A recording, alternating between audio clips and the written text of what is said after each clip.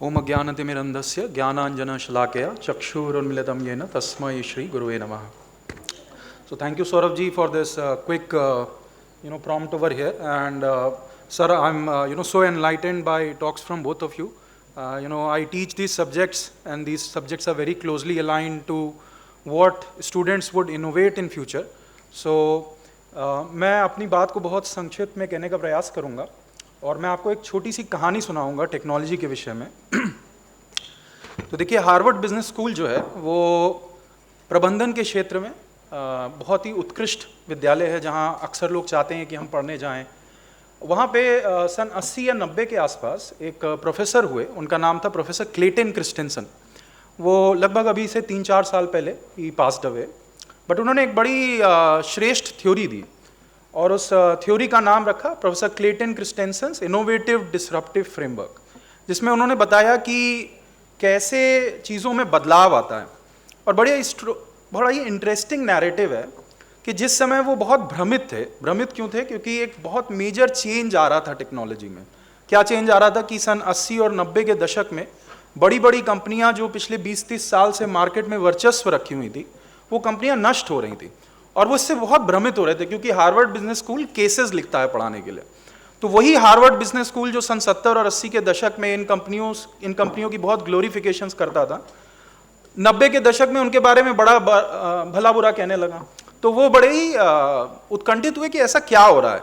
तो वो इंडिया एक विजिट पे आए थे, कॉन्फ्रेंस में आए थे. तो उन्होंने अपने इंडिया के कुछ मित्रों से बात की और उन्होंने उन्हें भगवद गीता का थोड़ा दिशा दर्शन दिया. भगवद गीता में एक श्लोक है, चैप्टर 2.62, ध्यायतो विषयाम पुंसाम संगस्तेषुपजायते संगत संजायते कामा कामा क्रोधभिजायते क्रोधा भवति सम्मोहा सम्मोहा स्मृति विभ्रमा स्मृति भ्रंशात् बुद्धिनाशा बुद्धिनाशात् प्रणश्यति. अब उन्होंने क्या किया, उन्होंने इस पूरे नैरेटिव को समझा और उन्होंने कहा यही तो हो रहा है. एक्चुअली ये जो कंपनीज हैं ये अपने प्रोडक्ट से एक्सेसिवली अटैच्ड हो रही हैं और क्या कर रही हैं, इनोवेट नहीं कर रही हैं.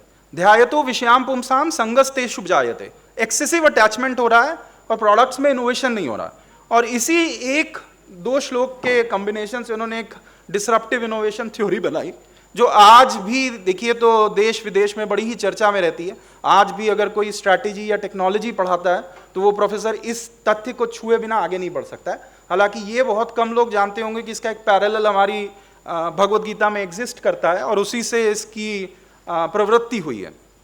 तो मैं ये कह क्यों रहा हूँ, क्योंकि आदरणीय पांडे सर एंड आदरणीय गुप्ता सर ने बड़ी इनोवेटिव चीज़ों की बात की और हमें एक डायरेक्शन दिया कि कैसे हेरिटेज मैनेजमेंट, म्यूजियम मैनेजमेंट का सेंस चल रहा है. और मेरा ये जो एड्रेसल है वो प्राइमरली जो यहाँ पे स्टूडेंट्स हैं जो रिसर्च के पर्सपेक्टिव से इस कॉन्क्लेव को अटेंड कर रहे हैं या जो आगे प्रैक्टिस के वर्ल्ड में जाना चाहते हैं, जो कॉर्पोरेट की दुनिया में जाना चाहते हैं, उनके लिए एक बड़ा ही स्ट्रॉन्ग मैसेज है यहाँ पे. और वो मैसेज ये है कि हमारी इंडियन टेरिटरी, हमारे इंडियन सिस्टम्स में बहुत सारी ऐसी चीज़ें हैं जो अभी भी कंप्लीटली ओपन है और हमारे स्टूडेंट्स का उस डायमेंशन पे ऑलमोस्ट ज़ीरो कंट्रीब्यूशन है. जैसे कि दुनिया की जो सबसे बड़ी ऐप है जो मेडिटेशन को सर्व करती है, that is not an Indian app. And अगर आप 15 मिनट उस ऐप पे थोड़ा सा ध्यान योग, कर्म योग और इस सब के विषय में जानने का प्रयास करेंगे तो वो आपसे आसानी से एक $30 की फीस ले लेगी. अब आप बताइए, जो भगवद गीता हमारे बीच में प्रचलित है, हर बच्चे ने भगवद गीता का नाम सुना होगा. उसके प्रथम 6 अध्याय कर्म योग के बारे में बात करते हैं, जो बीच के अध्याय हैं वो भक्ति योग के बारे में बात करते हैं और जो आखिरी के अध्याय हैं वो ज्ञान योग के बारे में बात करते हैं. परंतु हमें बाहर के लोग आके सिखा रहे हैं कि ध्यान योग कैसे करना है, भक्ति योग कैसे करना है, कर्म योग कैसे करना है. आप देखिए, जो आज का, जैसे सौरभ जी ने कहा, मेरा एक इधर रिसेंट इंटरेस्ट है, जैसे सर बता रहे थे, सिमुलेशंस कर रहे हैं, सिनेरियोज कर रहे हैं, ताकि जो एक्सपीरियंस का पार्ट है वो रिच हो जाए. और वो एक्सपीरियंस का पार्ट रिच होना इसलिए ज़रूरी है कि आप देखिए, जब आप किसी चीज़ के बारे में जानते हैं कि वो कितनी अच्छी है तो उसको कंज्यूम करने की डिज़ायर पैदा हो जाती है आपके हृदय में. तो वही सेम कार्य ये टेक्नोलॉजीज कर रही हैं और इसका स्कोप बहुत ज़्यादा है.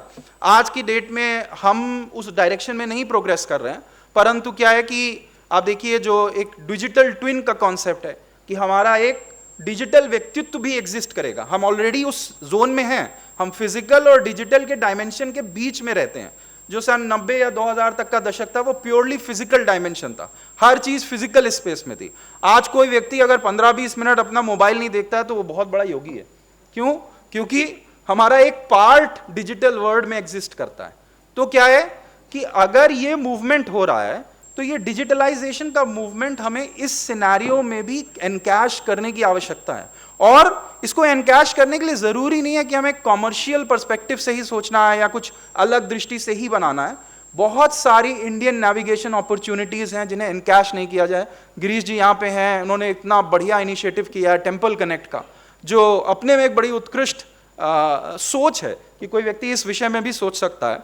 तो मैं ऐसी सोच के साथ अपने एक तरह से संबोधन को कंक्लूड करूंगा कि जो यहाँ पे यंग ब्रीड बैठा हुआ है, जो रिसर्च की दुनिया में आगे बढ़ना चाहता है या फिर प्रैक्टिस की दुनिया में आगे बढ़ना चाहता है, उन सब से अनुरोध है कि जब हमारे बीच में इतने विशिष्ट गेस्ट आए हुए हैं और वो इतनी इनोवेटिव चीज़ों की बात कर रहे हैं, गवर्नमेंट की उस पर एक्सेप्टेबिलिटी की बात कर रहे हैं, गवर्नमेंट का एक स्पेशल थ्रस्ट है स्टार्टअप कल्चर के प्रति, तो बहुत सारे लोगों को इसे रिसर्च और प्रैक्टिस में परसू करने का भी प्रयास करना चाहिए। क्योंकि यहाँ पे बहुत उत्कृष्ट अपॉर्चुनिटीज़ हैं जो एक मल्टी फैसेटेड एक्सपीरियंस क्रिएट कर सकती हैं। जैसे हम मार्केटिंग करते हैं तो कोई चीज़ देखते हैं तब उसे कंज्यूम करते हैं, वैसे ही अगर हमें ये एक्सपीरियंस हो जाए यहाँ बैठे बैठे कि जो पीएम म्यूजियम हाउस है उसका व्यू कैसा है, या जो भोपाल में सेंटर है उसका व्यू कैसा है, तो जो हमारी उत्कंठा है उस जगह को विजिट करने की, वो ऑटोमेटिकली इंक्रीज कर जाएगी। और ये वो स्पेस है जहाँ पे ऑलमोस्ट नेग्लिजिबल काम है, स्पेशली इंडियंस के द्वारा,